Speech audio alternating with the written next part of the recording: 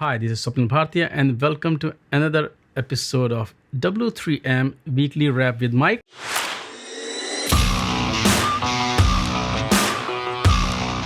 Mike, first of all, welcome to the show again. This week was crazy. There's so much happened, but I'm pretty sure that you have some exciting stories for us that you picked. I can see them here on my screen, but tell me which one is the first one and why you picked this one. Well, Swapnil, lots of stuff happened in the cloud this week, but there were a couple of stories that really jumped to the front of the line. First out of the gate was an inexplicable move by Apple to effectively ban the much anticipated Hey email app from their app store. This, it all but guarantees to put them in an upcoming antitrust battle with governments around the world. I was reading Axios's Ina Fried, one of the best reporters in tech. What makes this move even more bizarre is that they did this not only knowing all industry eyes were on Hey this week, but it's on the eve of Apple's developer conference. So either this is a colossal PR misstep or there's something bigger afoot. But it's 2020, so who knows? Either way, we're likely to see the tech industry return to the past monopoly days of IBM and Microsoft. Right, but isn't it also the case that Apple is already kind of is going through a antitrust lawsuit in Europe already? So taking this step is actually making things worse for Apple? It's just an uncharacteristic blunder of PR that they made, which is really weird on their part. Or there's something larger at play. I mean, it's Apple. Apple's not one to do anything that is not strategic or not intentional. So it'll be interesting to see how this plays out. I'm sure we're going to hear more about it next week. I'm sure their PR team's already hearing more about it, and their developer team definitely will next week, because this was viewed by many as a very anti-developer position. And as you know, this likely goes larger than a single app being banned out of the App Store. Last week, we talked about Amazon, and I can see that once again you have Amazon in your list. What's going on there? Because you once again are referring to Corey's tweet and post. Talk about that. The cloud space was interesting this week, not necessarily from a big announcement standpoint, but to me, it was big in what's likely to come. Corey Quinn, Quinny Pig, as most people know him, had a great post on Amazon's multiple database offerings. I think he called it Safari of offerings. And that kicked off a deeper thread on Twitter with Matt Acey, who is just brilliant across the board on a lot of this stuff. And it follows last week's Percona Live, well-attended online conference, their event, and they've been hot and heavy lately too. I come from I used to run PR for IBM's DB2 business back within the days when IBM and Oracle were going at it like cats and dogs. Databases aren't inherently the most sexy part of the cloud, but it's where everything starts. So it's a really, really big battleground. And I suspect we're going to start to see more focus on these sort of unsexy plumbing parts of cloud throughout the summer.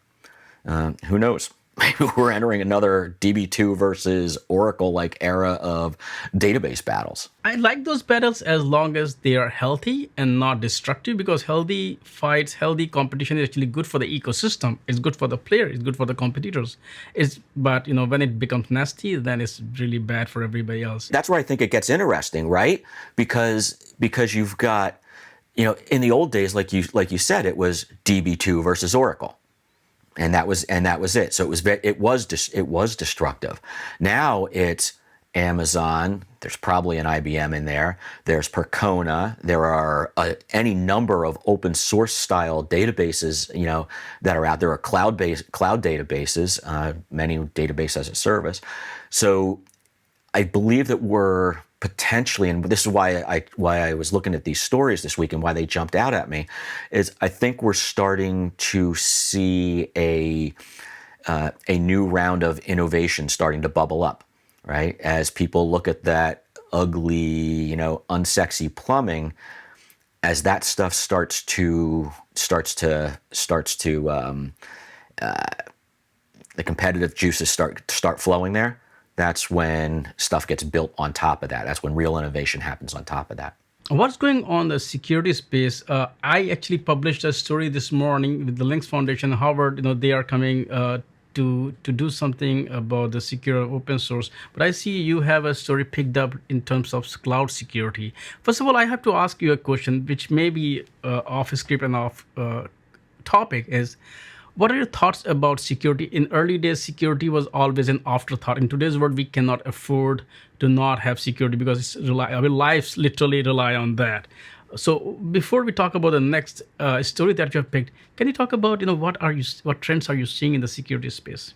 Well, I think, like you said, security is no longer not even a nice to have or a must have. It's beyond whatever must have would be. And I don't know what the terminology would that be. That's for analysts and other marketers to come up with. But it's ridiculously more important now because the stakes are so much higher. Everything that we're doing is either in the cloud or it's digital. So it's become like we were saying with the database, it's become this core from which everything else starts. And that goes from code on devices, where Linux is embedded across the world, on down to just regular password management. One thing I've been noticing though is an uptick in cloud security headlines lately. Not sure exactly what's spurring it, but it's starting to pick up. This week we saw stories by ZDNet Zero Days Catalin Kempanu and Security Boulevard veteran Mike Vizard, and they started diving into something that is something that we all know about, but we never really want to think about, which are DDoS attacks. Two happened. Vizard and Catalin covered two major attacks on Akamai and AWS. And while these were rarities, because most volumetric style attacks clock in at roughly 5 gigabytes per second, and these were hitting in the terabit per second range, they're increasing at every layer of the internet. And it's important, like you just said, why is this happening? It's hundreds of billions of dollars of economic loss around the world that happened because of this. So we're starting to see cloud providers implement really strong DDoS preventative measures, or mitigation measures, I guess is what the lawyers would call it. And we're starting to see companies like Polyverse and others start to embed stuff in the device and into the code itself to be able to protect that. So I think this gets it really interesting. Awesome. Yeah, even I'm interested in seeing what AWS is doing there. Now, one thing that we should have done something more about it is that it's Linode's 17th birthday. It was last week or is this week? So I think I have been with a disclosure that I myself am a Linode customer, and the reason is that I played with a lot of other players, and this is where I found the best, not only after sales service, but also the best experience there. I want you to just quickly talk a bit about, first of all, how you're celebrating this 17th birthday. Number two is that how you have seen evolution of Linode over the years. You guys can still not drink wine or beer in the US because you're still 17, not 21 yet, but still talk about a bit. So all allegiances aside, it's remarkable to see a company go from bootstrap to $100 million company that served over about, 1 million customers and developers without ever taking a dime of outside funding. 17 years is a long time, right? If you look back, that's 3 years before AWS, was launched. It's back when Salesforce and Amazon were still running their own clouds and figuring this out. So it's pretty remarkable that that in today's day and age of cloud and startups, to see something like this celebrated. Perfect. Mike, thanks once again for taking your time out and giving us a kind of wrap of the week. And I look forward to talk to you again next week. Thank you. Thank you, Swapnil.